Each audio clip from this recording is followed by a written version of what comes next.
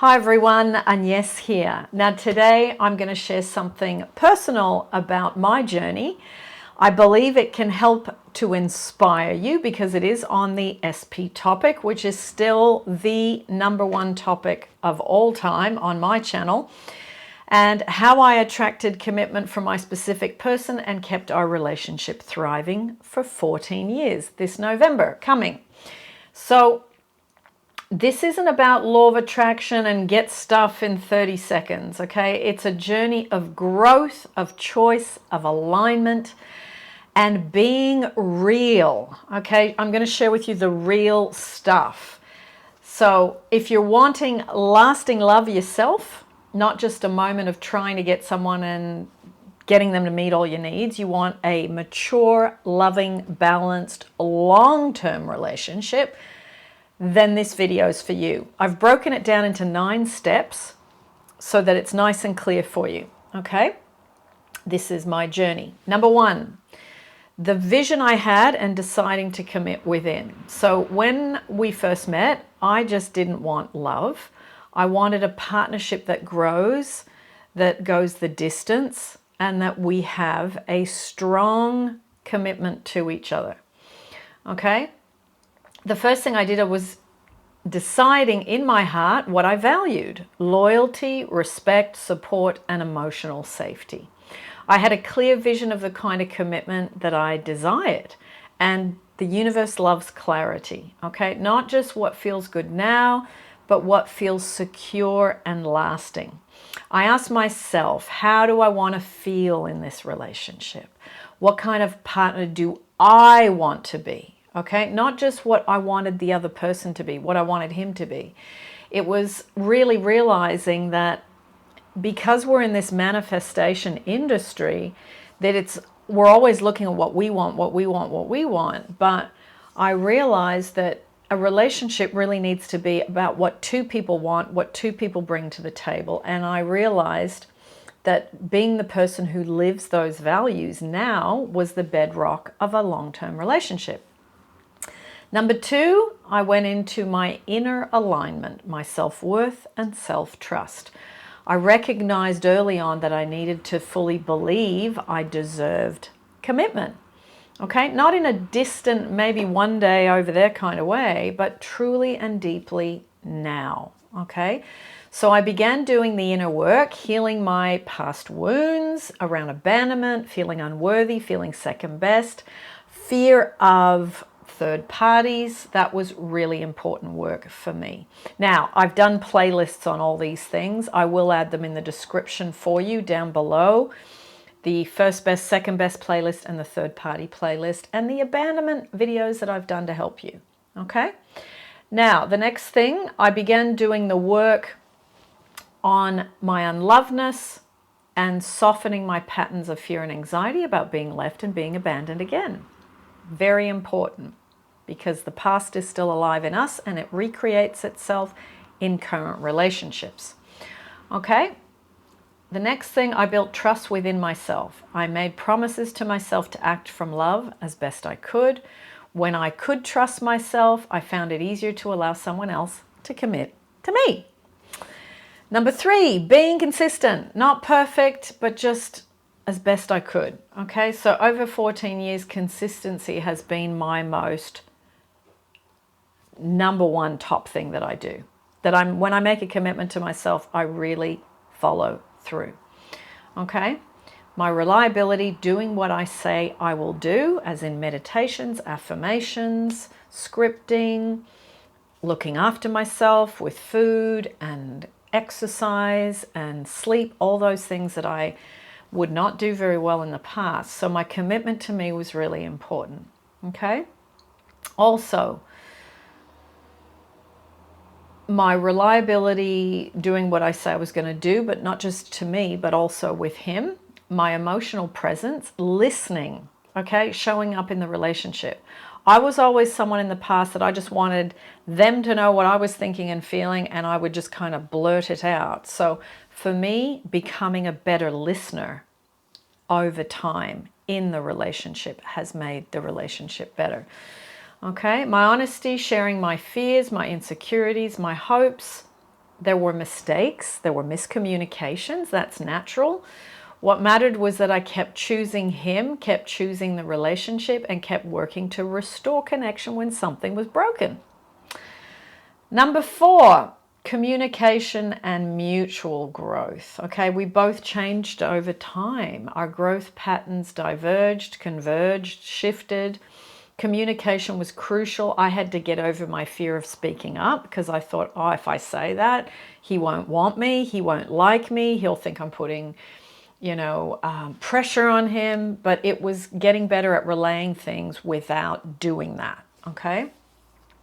I also allowed room for each of us to evolve. Instead of expecting him to stay exactly as he was, I accepted that change happens, and I chose love through these changes. It was really important because it's so easy to just go, oh, well, that's it, and screw this, and I don't understand that person, and you just go into your own shell and you close the hatches, and that doesn't work in a relationship.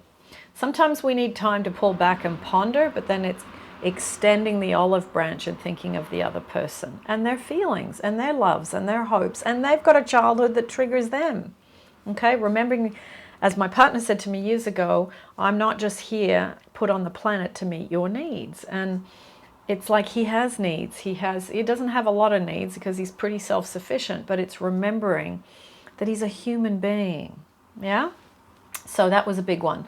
5, letting go of the chase and resisting control. At some point I realized trying to control his commitment or getting anxiety when I didn't see visible proof was hurting more than helping, okay? One of the most powerful shifts was I stopped chasing confirmation, okay? I just started to enjoy the moments more between him and I. Instead of, okay, where's this going and what we need to talk about our relationship, I just let all that go. Okay, I stopped needing validation or proof, and I trusted more in the process, in what was already being built, rather than push-pull. Then that silence, that letting go, that opening up a space for authenticity, for him to commit in his own way and in his own time, because it wasn't about control, it was about what felt true and good. So, continuing on, number 6, cultivating internal safety. What commitment really looked like for me was safety emotionally and feeling valued and loved. Okay, so I cultivated and practiced my own inner safety, inner security, so that when things got hard, I didn't collapse or spiral as much as I used to. I had practices such as self-love meditation, self-love affirmations, journaling to get any emotions out, self-reflection, letting go of old hurts, all of this. It all came up in the relationship, so that was really helpful. Now, when I felt safe inside, I could allow the commitment without fear, without pushing, without needing reassurance, and that changed the energy between us. Number 7, there's 9 altogether, holding the vision over time. Over all these years, I kept the vision alive, even when things felt rocky, even when outside circumstances tried to pull us apart. Distance, life changes, misunderstandings, I always returned to what I believed in. I reminded myself, this is who I am in love. This is what I want. This is the connection we are building. Okay? I also celebrated the small moments, affirming when he showed up, acknowledged growth, gratitude for his commitment and for what we shared. And also, this is a really big one, the gratitude fuels the connection, but also getting clear about seeing how someone else gives love, not how I want to receive it, okay? It's different people, different ways of giving love. Now, my partner's acts of service, he's very supportive, he's very helpful, and and he's affectionate too. Like, we hold hands when we cross the road, we hold hands on the couch, and time, he gives me time. Okay, and those things to me, now I understand, that are really the way that he gives love. I give love in different ways, and we had to work those things out. But it's just because someone doesn't give love the way you do, that's really good to really notice how they do give it. Okay, that really fuels and fertilizes the relationship, is understanding that and seeing it and saying, thank you for doing that, Thank you for cooking for me. Thank you for helping me with my business. Thank you for, I love when you hold my hand when we cross the road. I really love that. It's really nice. So sharing those things so that the person knows. Now, number 8, maintaining the love beyond 14 years. Okay, now having been together this long, maintaining isn't about being perfect, it's about renewal. So regular care, tending to ourselves as individuals and as a couple, new experiences, intimacy, listening to him better. That's a really big one for me, instead of just trying to get my point across. Okay, so you can do this too. It is not a destination, it's a journey. You do bits of it as the days go by.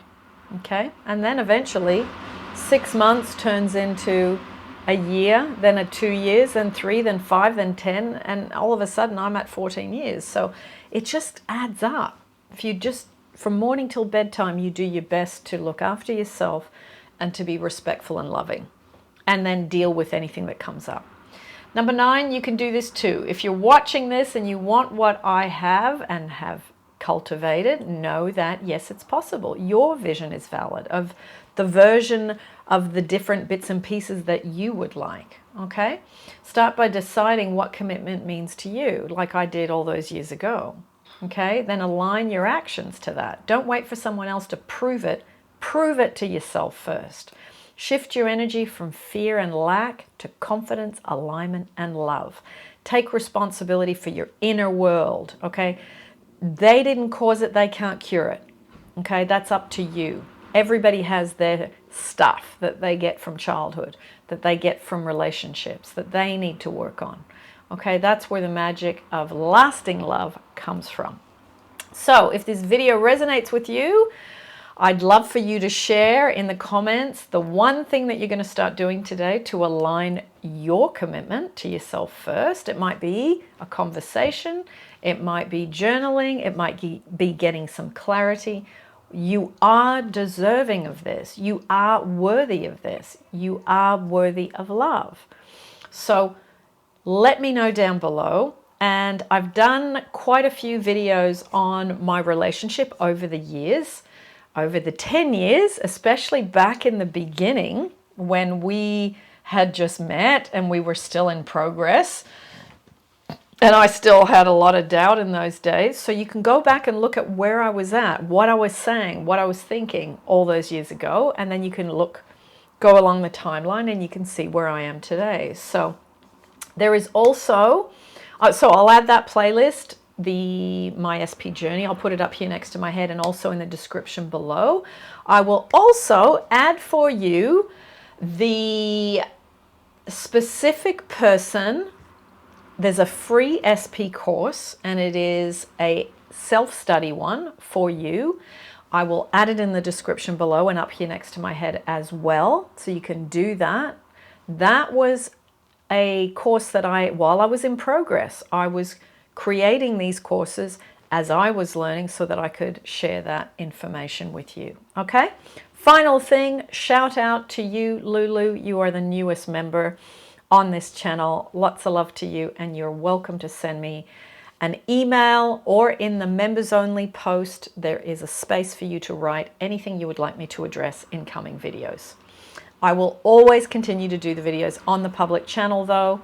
Membership is not a have to, it is not compulsory. It is there if you would want some extra help or perhaps some more personal attention. And you will get some extra members videos and also some giveaways and different things along the way. Lots of love, everyone. Thank you for joining this video, and I will see you as always in another one.